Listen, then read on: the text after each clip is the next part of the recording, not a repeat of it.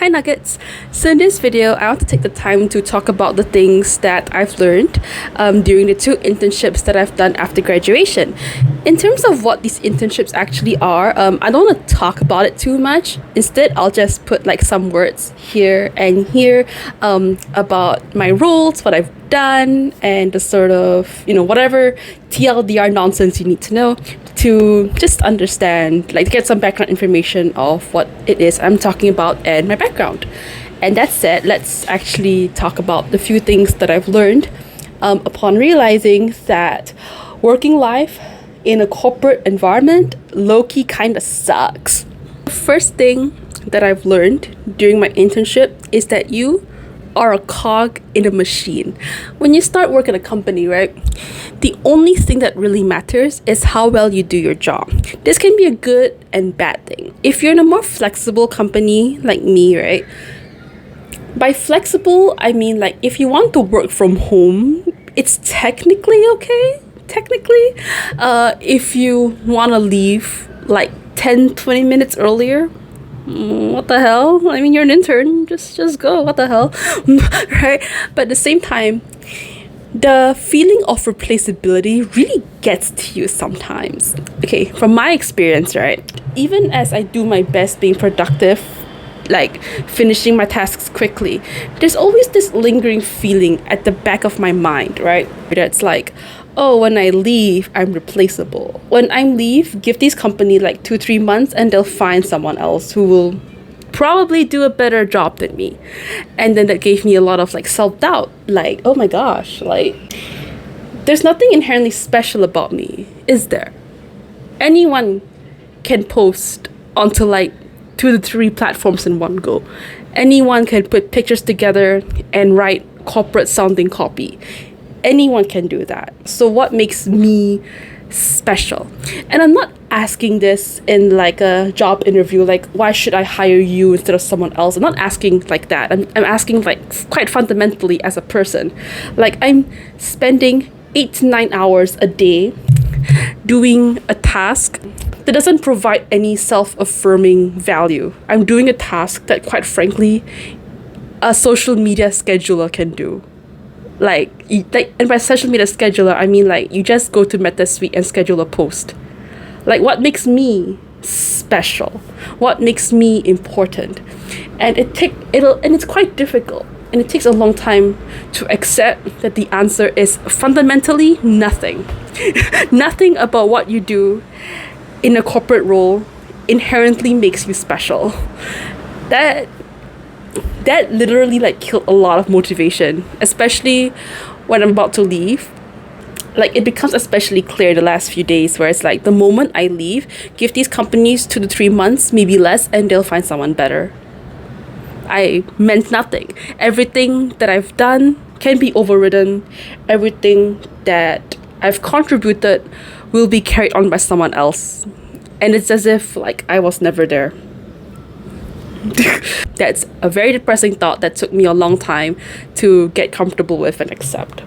The second thing that I've learned is that to build on top of that first point is that you need a personality outside of work. Okay, this is not like your school days where you hang out with like the same like 5 people every day. When you're in a working world, you're obliged to talk to a whole cast of characters. For better or for worse, you have to interact with people whom you will never meet like within your immediate circle. And this includes people older than you. This includes people who might be younger than you. This includes people who took different life paths from you. So let's say it's like say in the Singaporean context, like I did the whole like JC and then to a recognized university, that sort of thing. I've met people who didn't go that way. They went to poly and then they went to like a different private university to get to where they are. So yeah, when you need a personality outside of work such that you can communicate with these people in a way that's not just work, you need to have some sort of interests to show that you're not some work-driven psychopath. That's just a superficial socializing thing. If you're asking like me like, oh, how do you cope with the fact that you're nothing but a cog in a machine? Well, that's what a personality thing is for. You need something to sort of latch your identity on. It doesn't need to be like an exciting life. You just need to live like a life that you're comfortable with, that you're happy with outside of work. You need to do shit outside of work, okay? Not only to show that you can communicate, that you have a personality, that you can forge relationships, but also to just maintain a sense of self. You need a personality outside of your corporate girl one, okay? You need that both to, survive within the corporate environment, but also to thrive outside of it. Third thing I've learned, there is no such thing as an ideal career path. Okay, when I was a student at my university, there were a lot of somewhat well-meaning attempts to get students to very actively think about the career they want after they graduate. So this entails like encouraging students to apply for internships, to go to all these career talks, these seminars, these workshops on how to improve their interview skills, how to improve their leadership skills, crap like that. But here's the thing. I had aspirations. This sounds so jaded, like, oh, I was a boomer and I was your age, I had dreams. No. It's not like that at all, okay? So for context, before I got into these like specifically marketing internships, I too had a dream. I actually wanted to be a book editor at a publishing company, because I wanted to have like a very active hand in shaping Singapore literature, the Singapore literary scene, my local scene. In Singapore, such publishing companies are actually really small, and there aren't very many. Okay, there aren't very many. So when I applied for one in I think 2024, 2023, when I tried to apply for those opportunities, I found it very difficult to get in, because guess what? I'm a literature student who is excited about these opportunities. And guess who else is excited about these opportunities? Other literature students who also want to have an active hand in shaping the Singapore industry.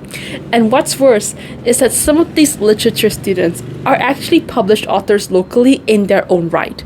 And if you look at me as someone who does not have any of that street clout, what chance do I have against these people? Of course, I'm gonna get rejected. Of course. So when I applied for internships at these really small publishing companies, I didn't get in. So yeah, basically that dream didn't work out. To put it bluntly, it didn't work out. At least for now, it did not work out. So what then? That's the thing I wanted. If you asked me as like a career coach back then, what do you want to do? I would have said I wanted to be an editor. But now it's like, well, that didn't work out. Now what? What the hell do I do now? Right?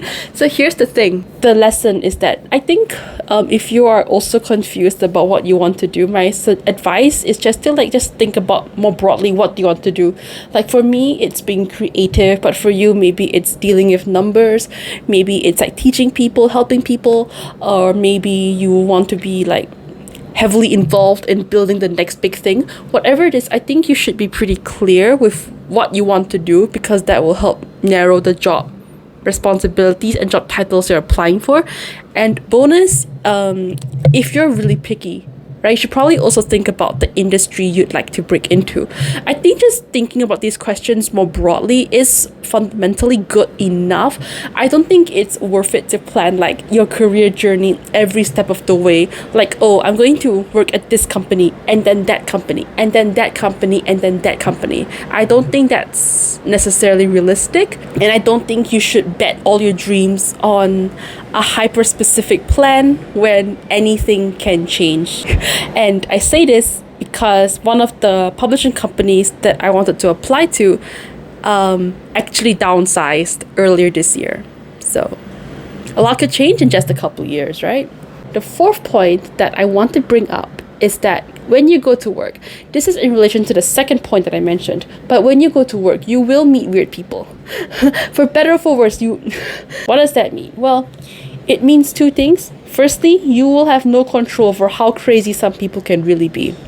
In my previous video, linked here somewhere, In my previous video, I talked about how I did not like my supervisor very much. I found her bizarre. I feel like we didn't get along.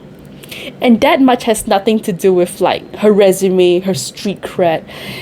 That is just her character and the shit circumstance my company was in at the time. Okay? Regardless of why she treated me that way, the point still stands. You will meet people whom you wish you can revoke consent of meeting. Also, on the flip side, you may meet good people. Okay, you will eventually meet some truly, truly wonderful people. For example, let's talk about the flower shop, where I've met two really lovely individuals who just make my day. Like one of the part-time florists, the moment I spoke to her, I knew like, well, she is a vibe. I knew I could vibe with her. And her life is interesting as hell as well. Like she does floristry part-time, but she is very heavily involved in like her church work, and she spends her free time hanging out with her friends and taking care of her family. And when you talk to her, you just feel like warmth coming from her. You just feel like she's listening to you. She has this like she looks at you very intently, and you can tell she's a very genuine, authentic, down-to-earth person, and I really like her a lot. And then at the same company, there's also my finance manager, one of my favorite people in the world. Like she is my gossip buddy through and through. Like we talk so much shit together, and she herself is also leaving the company. I'm not telling you when, but she's also leaving. She's a bit introverted, like myself, and I find that very comforting, very relatable, and that's also kind of why I feel very comfortable with her, and I feel like I could be very friendly to her. Apparently, I learned this recently, is that whenever she has time, she likes to go walking up Bukit Timah Hill with her friends. At one point, she bought a lot of longans, like a kg's worth of longans for $4, and she brought like a bag of it to work to share with me.